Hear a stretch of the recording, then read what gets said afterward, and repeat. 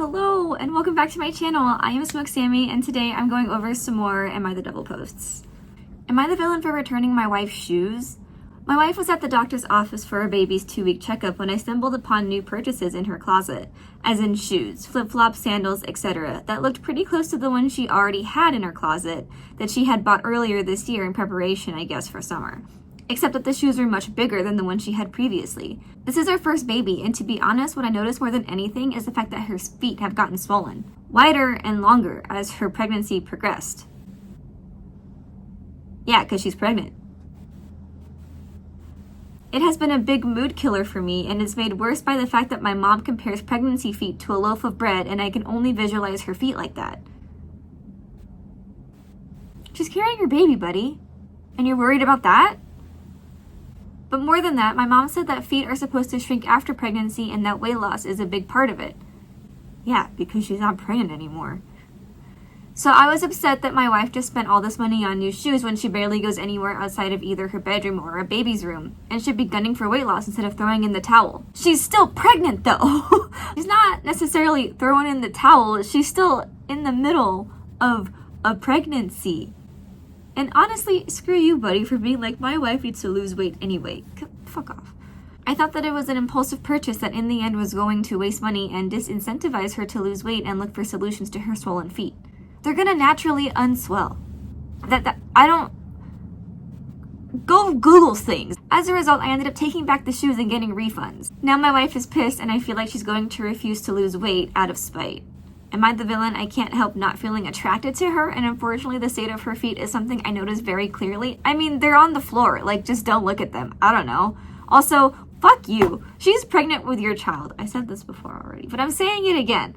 And you're upset that her feet are swollen? You just don't like your wife. I'm also still mad that she used my money without permission and am tempted to cut up credit cards she uses if she's going to continue to impulse buy. It's not an impulse buy. She's like, my feet are swollen. I don't fit into my shoes. Let me go get some new ones while I'm pregnant. Like, her feet aren't just gonna unswell in the middle of her pregnancy. So you returning the shoes is just a dick fucking move, buddy. Low-key, I hope she leaves him. Because if he can't get over her feet being swollen during pregnancy, like, her body's going through changes because she's pregnant and she's gonna have a baby and he's not gonna want to deal with that either. Like, that is so heartbreaking and I feel so bad for this wife. Am I the villain for expecting my adult children to babysit while on vacation? Next month, my family and I are going on a 10-night vacation to the Caribbean. There is 10 of us all together. Myself, my oldest son and his girlfriend, my eldest daughter and her boyfriend, my 3 youngest kids, my girlfriend, and her daughter.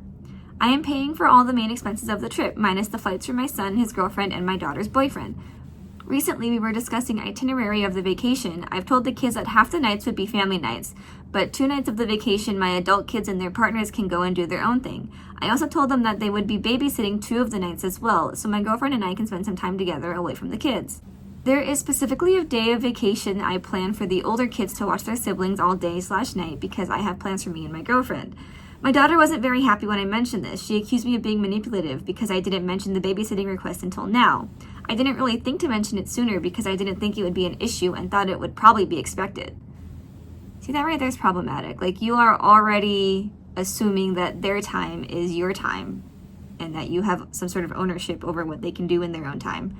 And that's just not cool, especially because they're adults. They're in their 20s. My daughter said she doesn't mind babysitting, but doesn't like feeling like she's being forced to do it because I paid for her vacation. Yeah, I agree with that. Like, if you just came in the beginning and said, hi, we're planning this vacation. Is it okay if for 2 of the nights you babysit our kids? Like, I'm sure she just would have been like, oh, of course. Yeah, no problem. But now it's like, you've already booked the thing. You've already made all these other plans. And suddenly now it's, oh, by the way, you're going to watch my kids for these 2 days.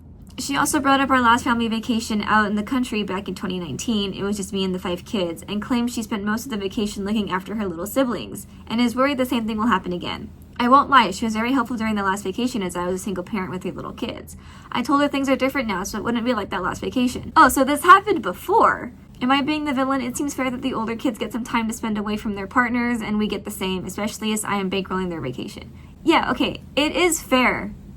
Right? It's just the communication leading up to it feels a little manipulative.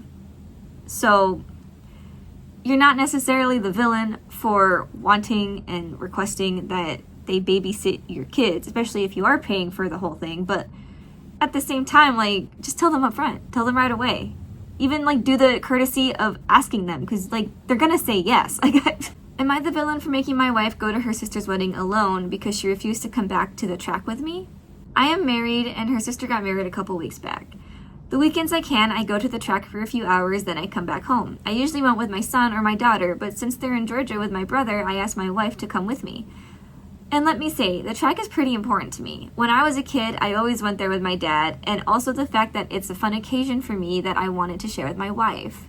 Even after more asking, she said no. I was a bit disappointed, but I just went with my neighbor. Awesome experience, by the way. He let me drive his Plaid, and I've never been an electric car person, but holy shit, that torque. And yeah, when I got back, she didn't even ask about it or anything. Not even a single care in the world.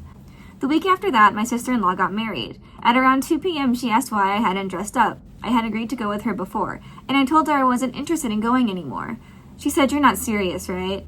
And I told her if she wasn't interested in my occasions, I wasn't going to be interested in hers. She got extremely annoyed at the fact and made sure I knew it when she came back and said I embarrassed her because she was the only person there without her significant other and how she had to lie because my reason for my absence was so stupid.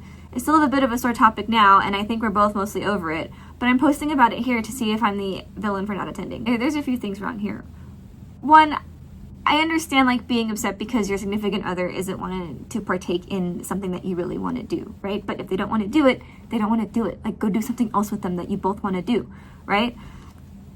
He had a good time anyway. He got to drive the guy's car and he had a great time. Also, the track thing is something that this guy does often.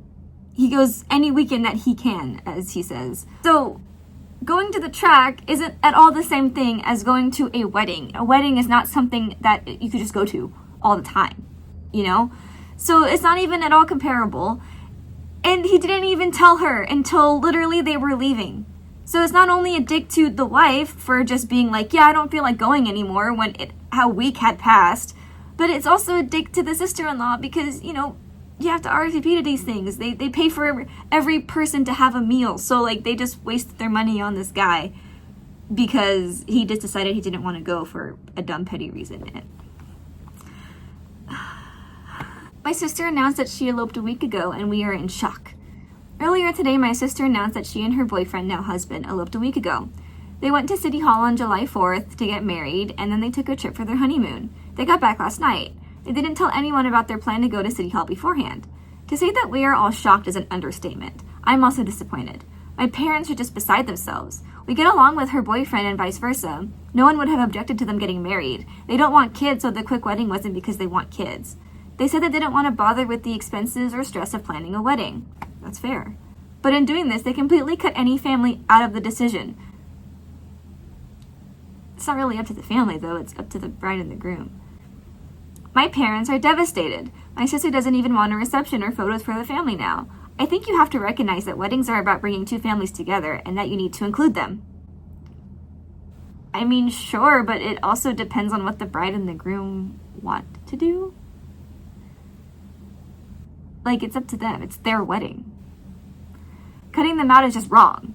I don't know why she felt the need for secrecy. They have been together for 3 years, almost, and our family likes her husband. We all would have been happy to travel to her city for their wedding or to help her plan one here and host her boyfriend's family when they traveled to our city. But my sister didn't even have a wedding. I'm sure his family must be upset too. My sister says they aren't, but I don't believe that. They live in the same city as my sister and him, and they were cut out too. My sister didn't have a wedding, and she turned down our parents this morning when they offered to come have a ceremony and reception. I'm just in shock and not in a good way. She cut us out. It's not your decision, though. Like, I'm starting to see why she probably cut you out of this decision process, because based on this alone, I don't think her wedding would have been her wedding. It would have been your wedding or your family's wedding. So, I don't, they can do what they want. They're the ones getting married. Sorry. Am I the villain for telling my fiance that he stole my best friend's proposal idea? My boyfriend and I had been in a relationship for 2 years and just got engaged last week. The engagement itself was wonderful, but I couldn't help but notice how similar it was to a conversation I had with my best friend over a decade ago. A conversation that happened many years ago in which she detailed exactly what she would do if she proposed to me.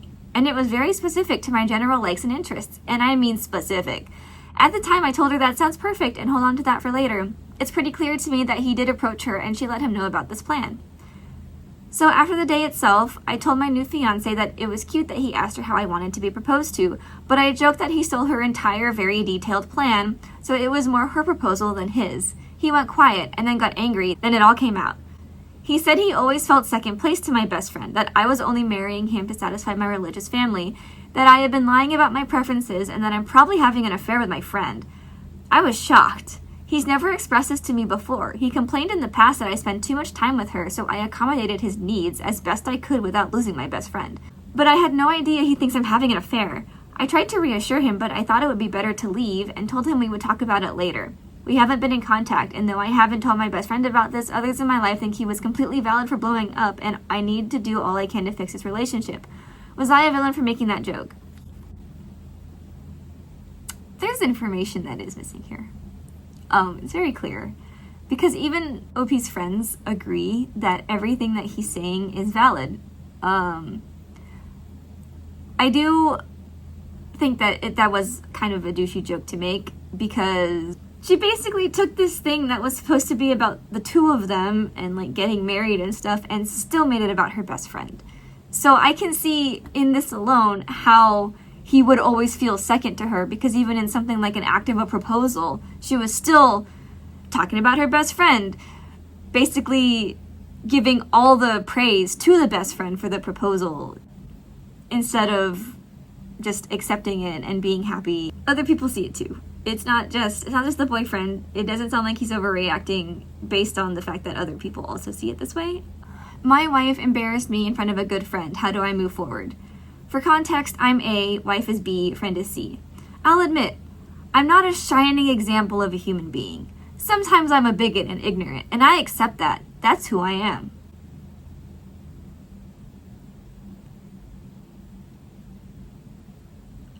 It's just who you are, huh?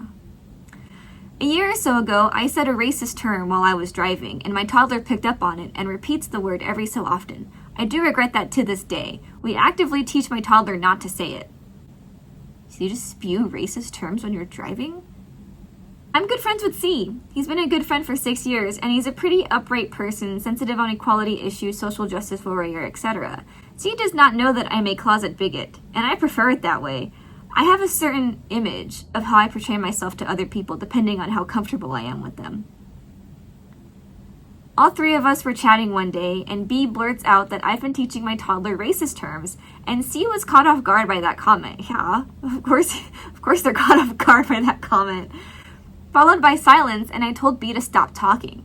C now realizes that I'm a bigot, and I'm not sure how our friendship will be going forward. I'm embarrassed and angry because I was humiliated in front of C. I would never do this to B with her friends and tell them embarrassing secrets, yet she doesn't feel she did anything wrong. How do I navigate this? Maybe, don't be a bigot? I don't know. Instead of just accepting that you're kind of a piece of shit, actively try to change. It's so weird that... it's so weird that OP knows that he's wrong. And instead of just owning up to it, he wants everybody to think that he's still not wrong. I don't know. That's weird. Why be friends with somebody if you have to completely change who you are as a person? Which, I guess that's not really the issue. The issue is, how are you going to know you're a horrible person and not want to change?